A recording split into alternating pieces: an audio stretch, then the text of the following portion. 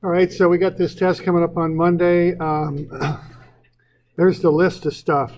Now, a couple of things on this that occur to me. One thing is Morse Circle will not be on Monday. It'll be later in the week on Friday. I'll probably come up with something else for online students, but so you don't need to study for Morse Circle immediately for Monday. The other thing is, just from experience, we get into this biaxial stuff, and it takes a lot of effort and attention. But remember, that's only half of what we've been studying since the beginning of the term. So just be sure you're going all the way back. Okay, don't just go back far enough to where you're studying all the stuff. Okay, so all this stuff is simple stress and strain. I got the stuff listed there. Page 120 has the terminology. Know that. Page 200 was a basic exercise on simple stress and strain. That was a page out of the packet that we ran through and we did. What else do we got going on here? Okay, you're definitely have to find some internal forces when multiple forces are applied. I'm going to, at some point you're going to have to cut inside of something, take one whole side of the object or the other, and then solve for the internal force. That's a big part of what strength of materials is about. Okay, stress strain diagram, you should know what that is and what it looks like and what the different regions are, and the fact that, if you want to find E, you look at the linear portion of the graph and you use the 0.002 offset method to find the yield stress and that kind of thing. Shear modulus, Poisson's ratio, you should know what they're about. Axial deformation, delta is PL over AE. You might need to do that with multiple forces applied to an object. Keep your eyes out for something statically indeterminate. If you can't solve something with just statics, you also have to use this relationship to figure it out. And then we did the whole uniaxial, biaxial thing. Now, the thing with the biaxial is just there's two problem types on that, and this is something where I've just seen trouble with it over the years. People get a little confused on it for whatever reason. You want to get the sign convention down. So what kind of shear do we got on that? Is that positive shear or negative, what I just drew? It's positive, yeah, because we're looking at that one. But if you got any doubts, you always use this one. Put a piece of paper like your test on the desk, put your finger in the middle and push on it. If it goes counterclockwise, it's positive. And if it goes clockwise, it's negative. All right?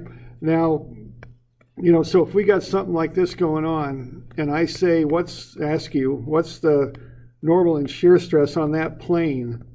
Don't make it complicated. You just plug 30 degrees in twice, right? That's all you got to do. Don't overthink it. Don't overcomplicate it, right? I've seen people do this in the past. Now, if I give you something without an angled plane on it, and I say, what's the maximum stress and where does it act? That's when you got to do the tangent 2 theta formula, right? So you do the tan 2 theta thing, and then you find theta. And you're going to find the principal stress. And then what are you going to do to find the shear stress on this one? What are you going to do? Yeah, you got to add 45, okay? And there's some little things on this,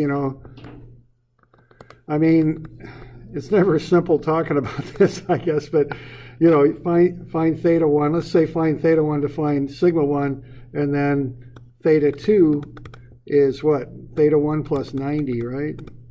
And then what? Then you can find sigma 2. All right? Kind of running out of space there. Okay, but so what I'm getting at here is there's two kinds of problems. One problem is simple. It just says find the stress on the plane. Just plug the angle in and find the stress on the plane. That's all there is to it. The other one's a little bit more complicated in that you've got to find the original angle to find sigma 1. You got to add 90 to it to find sigma 2, and you got to add 45 to it to find tau max. Because the maximum and minimum normal stresses and the maximum in-plane shear stress all act on different planes on the one on the right. Okay, so it's a different situation. We good with that? We got any questions I want to get at? Yeah, question? Are you finding the tau max on the second one? Because we're thinking about it more in 3D where we're having the strain and the z-axis. Yeah, that's kind of the problem with this biaxial stuff is there's always one more aspect to it. Yeah, in this the one on the right, let's call it the one on the right so we're clear. So this one over here. Yeah. Okay, this gets you tau max in plane. Yes. You might need to go a step further and find the absolute tau max on that one, which you're right, would be out of plane. Now that would not be the case in this one here. Yeah. That doesn't happen there, but it could happen on the second one, right? Okay, and same thing, like if you had like another object in the middle, because on some of the homework problems, we had a plane, and we had like a smaller box inside of a bigger box. Yeah. On that one, we would add like 90, right? Oh, right, yeah. Yeah. Like this one could have had two sides to it. It could have been a little element, you mean? Yeah. Yeah, right. You got to add 90 on that one to find the stresses on the other, all around that element, yes. Okay, and that would be very similar to the one on the right, where we'd be doing it. It would be similar for the normal stresses, but it would not be similar for the shear stress. You do not add 45 on the one on the left, because you're just finding the stresses on a given plane. You're just finding the angle and plugging it in. Yeah, okay. All right. We're good with that. All right. Other questions on the topics there? Okay. Look at your formula sheet. I'll get you a formula sheet. Bring a photo ID. Some of you I don't need it for, but some of you I do. I haven't seen you much before, so just bring one. So if I'll probably look them over real quick. Okay. And a non-programmable calculator. Okay. Bring one of those. Now the deal with that is don't learn how to use that non-programmable calculator during the test. That's a very bad time to learn how to use a calculator. Okay. They all have a little different syntax. And even the simple ones, just run through some stuff on them if you haven't used it before, if you're used to using your TI 10097 or whatever the heck it is you got, okay?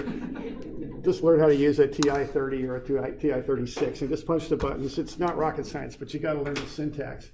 And I've honestly had people where I give them a calculator, I bring an extra one, and they're not quite sure how to run it, and you don't get in that situation on a test. That's not a good idea, okay? All right. I'll bring a box of calculators, but because they're all the same. Be sure you're comfortable with the one you got. All right. All right. Okay. This one here, just to run through some of these, if you want to do that. We just need to find E on this. So you will find E. What I do when I'm finding E is, first off, you've got to stay in the straight part of the graph. You can't go up here to find E because E doesn't apply. Once the graph starts to curve, E does not apply. What E is the slope of the straight part of the graph.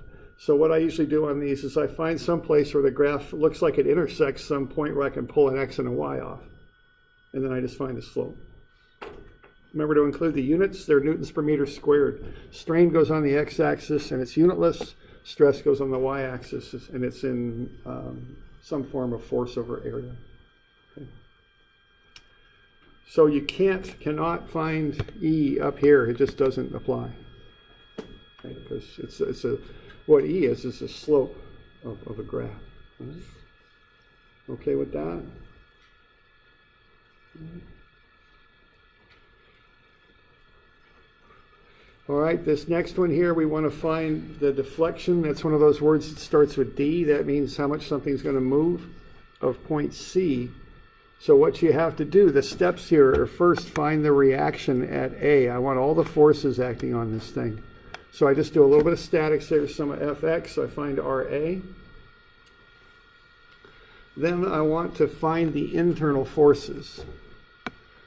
So the way I do that is I make a cut through whatever area I want to find the force in. So anywhere between A and B, that internal force, based on making a cut through A and B, is 1,000 newtons. Okay. And that's compression. That'll shorten it up. Okay, then the next thing I would do would be to look anywhere between B and C and see what the force is there. I'm getting different forces here because I've got that load at B that kind of causes a shift in the internal force as I move from A to B to BC. So I just cut through the BC, use the right-hand side, and I get a tensile force of 3,000. Okay. So there are my internal loads, 1,000 compression on the left and 3,000 tension on the right. Okay. And then what I want to do, I've got the internal force, I got the areas over here, I got the lengths, and I got E. So I can go ahead and run through that and do PL over AE. Okay, that's what I can do. And I just build a chart there and just plug everything in. So what's going to happen here is my datum, your reference location, I don't know what you want to call it, the place where you start measuring from is over there on the left, and then you just start working your way out. So you figure out what's going to happen to AB, and AB's in compression, so it's going to get a little bit shorter. And then you look at what happens to BC, and it's in tension, so it gets a little bit longer. And so as you work your way out from that fixed point at A out to C, you look at the combination of what happens to AB and then the combination of what happens to BC. Okay? And the sum of those two gets you the net deformation of point C. So a datum is a fixed point you measure from, is what it is. Okay.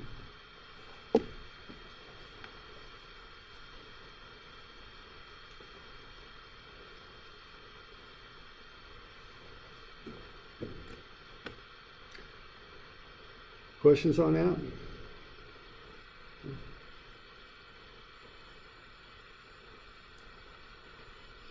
We good? Okay. Next one there, the thing's going to get hotter, okay? So it's going to go up by 12 degrees. That's a temperature problem. So if you take that alpha value times the change in temperature, you'll get the strain that's induced by temperature. Now, generally speaking on these things, I work through delta. Sometimes you can just work right off a strain, but this one I just decided to go all the way to delta. So if the strain is delta over L, the delta due to temperature is epsilon, the strain, times the original length, 0.00348 meters. Okay. So now you know how much longer it wants to get because it's gotten hotter. So it's trying to extend out, but obviously it's got a bit of a problem there, and the problem it's got is that there's a wall in the way. Okay, so if that's the case, what's going to happen here is the wall, essentially I think about pushing it back, okay? So the wall pushes it back by 0.00348 meters. So if delta is PL over AE, P over A is the stress. So delta is sigma L over E. So I can solve for sigma, the stress. It's delta E over L. And I've got all that stuff. I plug it in, use the original length. That's just the convention that we go by. Find the stress. So 16,800. Okay. Questions on that? You could also just do E times epsilon. Yeah, you could. Let's see. Yeah, I went all the way to delta. You could, once you had this number, you could have got the stress right off of that.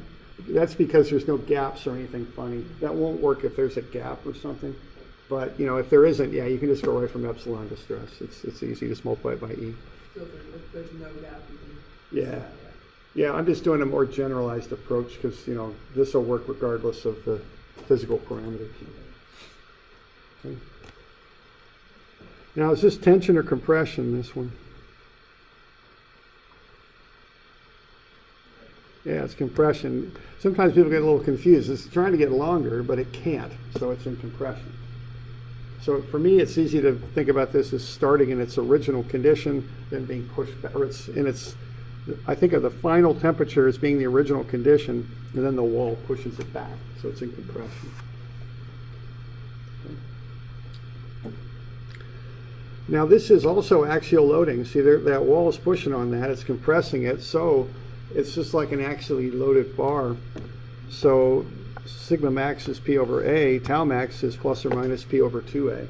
So there's also shear stress in that bar. Just take half the normal stress and you get the shear stress. It's 8,400 because that is axial loading on that thing.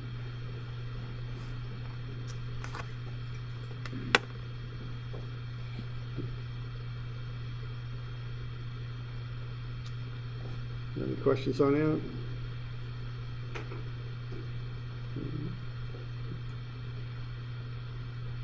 Okay. All right. The next one there, what do we got going on there? What is that? What kind of stress do we got going on there?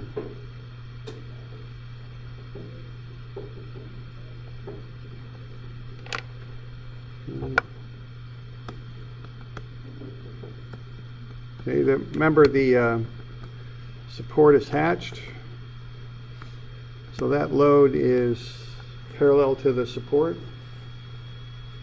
Yeah, shear. Okay, so you got to recognize that for what it is. It's shear. All right.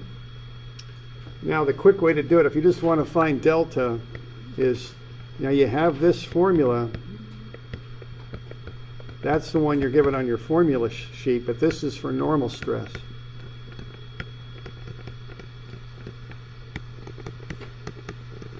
So, oops, to make that into shear stress, you just have to modify it. But you have to remember, if you're going to do this, how to modify it properly. P turns into V. Now that's no big deal because they both mean force. L stays as L. A stays as A. But very importantly, E, when you go to shear, changes into G. You don't use the modulus elasticity, you use the shear modulus. Okay.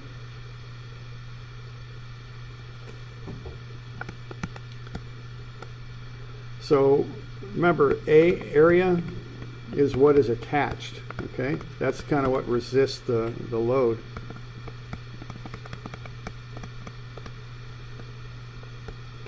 And length, I guess you could say it extends from the area to the load. So between A and L, you've covered all three dimensions of the block here. Okay.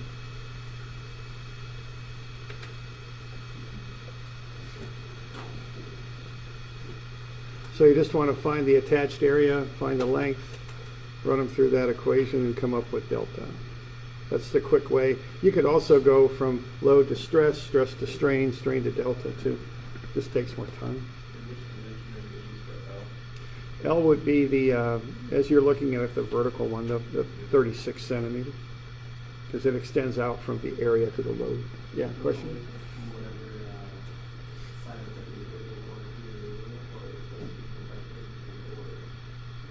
No, it's not. I mean, these are the definition. I've thought about this or tried to come up with the best way I can think to express it, and that's it. If it's axial loading, the length and the load are parallel, because it's a fundamentally different type of loading. In shear, the length and the load are always perpendicular. Yeah, in shear. But these definitions hold for any kind of loading. They're written to hold for any kind of loading. Okay.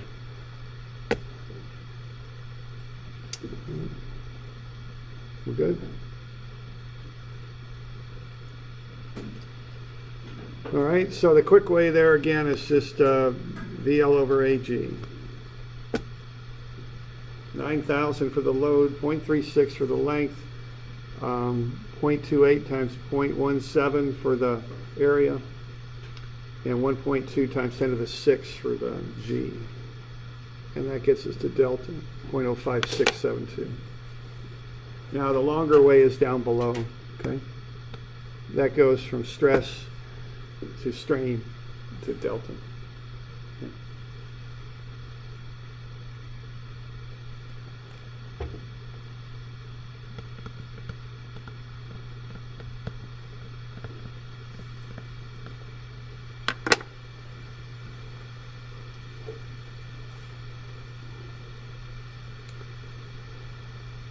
So got any questions on that?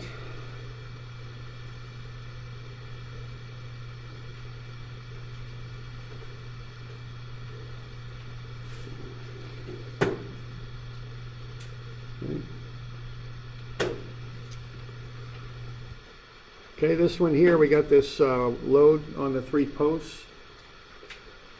So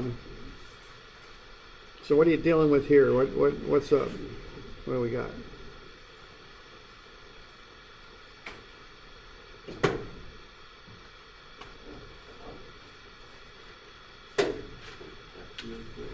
Yeah, it's axial for sure. You're going to have those three loads pushing back. All three loads are in the Y direction, so what kind of condition are we in here? It's statically indeterminate, okay? You can't get that all with statics, okay? So you got to use both statics and strengths to figure this thing out. All right, so I do the statics there. You all good with that? I mean, you can't, if you got three forces all in the same direction, you only got two equations to solve for them. Moment equation and a Fy equation. You can't really use sum of Fx there. So you got three unknowns, but only two equations. So you can't get that with statics. You can't find those forces just with statics. So what you got to do then is use strengths.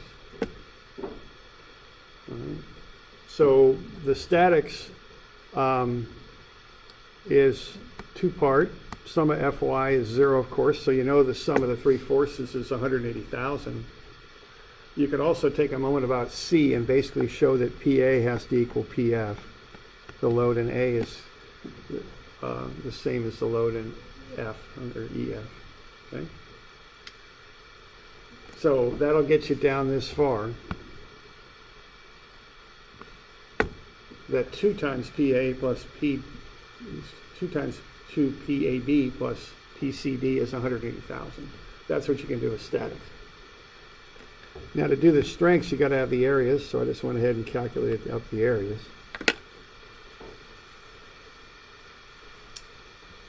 Okay.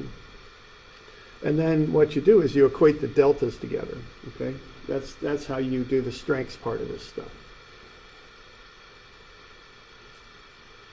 Okay.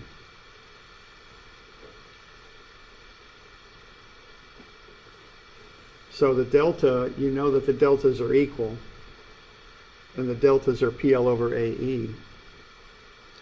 So for each side, you go PAB times its length divided by its A divided by E. And on the other side, you go PCD times its length divided by its area divided by E. The E's are equal, so I just cancel them out. And then I just work, what I want to get there is a ratio that I can substitute into that statics equation. Okay. So by analyzing the strengths and knowing that the deltas are equal, I know that the load in AB is 1/3 of the load in CD. Okay. Now in this example, the deltas are equal. You had a homework problem where they weren't. So you can't always just equate the deltas and say they're equal. You got to look at the relationship between the deltas is what you got to look at. And if they're equal, that's great. And if they're not, you got to find some other relationship between them. Okay.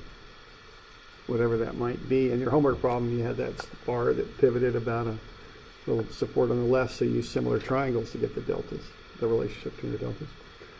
Okay. So now we just go ahead and substitute PCD over 3 in for PAB, solve for PCD, which is what we want. It works out to be 108,000. And then to find its deformation, you can just go PL over AE. So you use 108,000 times the length divided by A divided by E.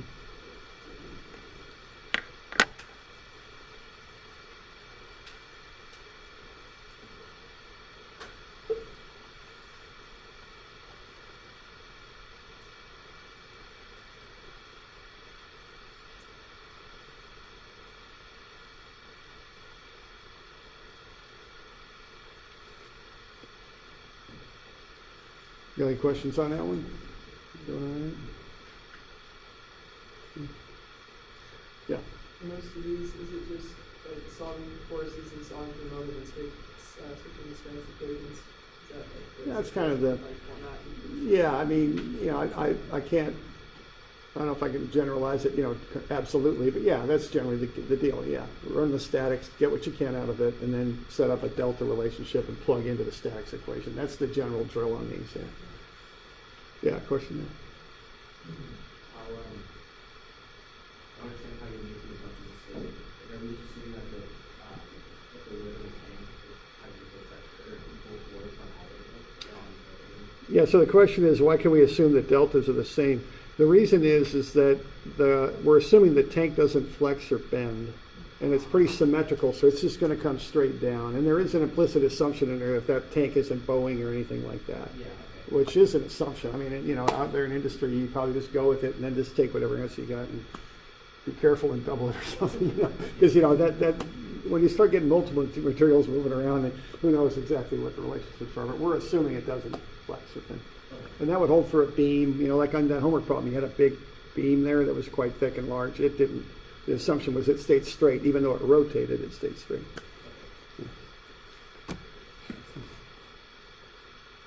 Other questions?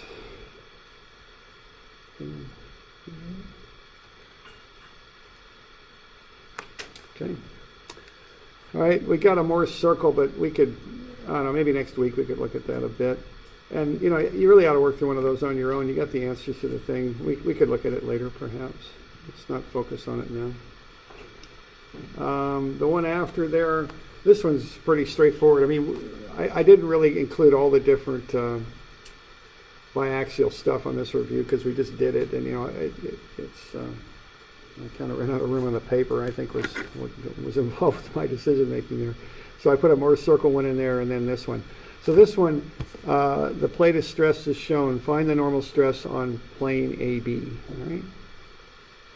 So on this one, this is one of those where if people have trouble with this, it's because they overcomplicate it.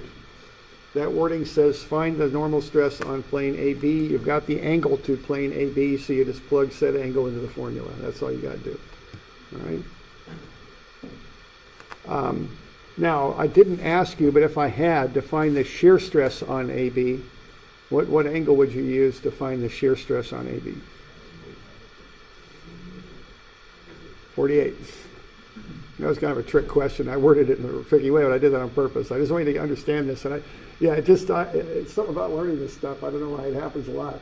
See, if you want to find the shear stress on AB, it's 48 degrees. I mean, there's nothing tricky going on there, okay? So just plug 48 into the formula. That's all you got to do. The adding 45 is when you're doing principal stresses, when you're finding maximums. So you don't have to do that, all right? So if the question is find the stress on this plane, just plug the angle in. If the question is find the maximum and principal stresses, then it gets more complicated. Then you got to start figuring angles and adding and subtracting stuff. Yeah. What is a principal stress usually? Is that like Q that's biaxial? Absolutely, yeah, right. And the Q that's a biaxial problem is kind of that sketch going on, and, you know, double loading from two directions. You know, that's and yeah, I mean, you know, think about how to remember this stuff, and, you know, these are just little student kind of skills, but, you know, the words like principal stresses, maximum stresses, that kind of thing means you got to start working with the angles, okay? But if it's just find the stress on this plane, just plug the angle in and find it. That's all you got to do, okay?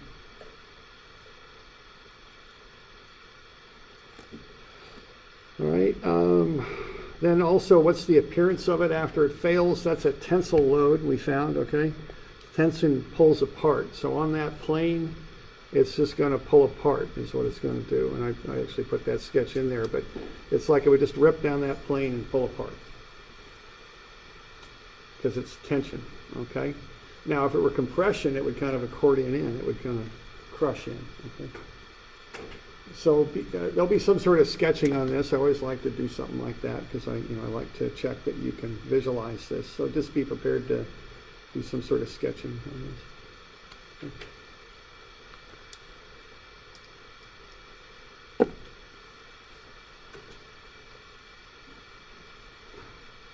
Got any questions on that?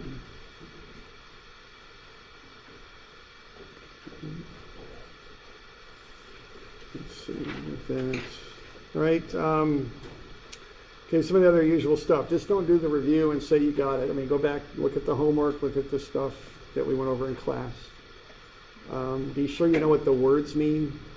You know, so if I say what's the shear stress, you know that in the formula sheet that's tau, right? I mean, sometimes people get tau and tension mixed up. They're completely different, right? Tau is shear, tension is a normal stress, it's sigma. Just look at that page 120 and be sure you kind of know what's what. Okay. Yeah, question? I know you need to give us a formula sheet again. Is Yeah. there any way you can keep this one for you or No, I'll get you a formula sheet.